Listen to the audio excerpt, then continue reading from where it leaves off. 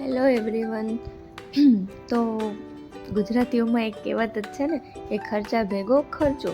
તો આજે હું રાજકોટમાં રોની ફેશન એન્ડ ઓપ્ટિકલ્સમાં જઈ રહી છું. તો મારે ચશ્મા લેવાના હતા એના માટે. તો રાજકોટથી નીકળતા પહેલાં જ અમે રાજકોટમાં અહીં ચશ્મા લેવા માટે આવેલા છીએ. તો તમે જોઈ શકો છો ત્યાં ઘણા સરસ સરસ ચશ્મા મેં ટ્રાય કરેલા છે, જેમાં મેં એક ચશ્મા પસંદ કરીને અલગથી રાખેલા છે. તો તમે જોઈ શકો છો ત્યાં કેવા સરસ સરસ ચશ્મા, ઘડિયાળ અને વોલેટ પણ મળે છે, તેમજ જેન્ટ્સના બેલ્ટ વગેરે પણ ત્યાં મળે છે.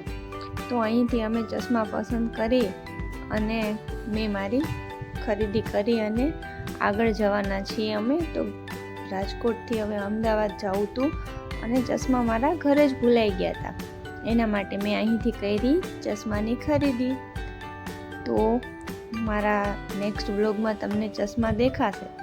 તો ત્યારબાદ હું ગાડીમાં પહોંચી ગઈ અને મારા હાથમાં આવી ગયું એક પાર્સલ, જે હુન્ડાઈમાંથી મને ગિફ્ટ મળેલું હતું. તો ચાલો આપણે જોઈએ તેમાં શું છે. તો આ નાનકડું પાર્સલ છે જે મેં ખોલ્યું છે. તો તેમાંથી ચોકલેટ્સ છે, જે અમે ગાડી લીધી ત્યારે અમને ત્યાંથી નાનું એવું ગિફ્ટ મળેલું છે ગાડી સાથે.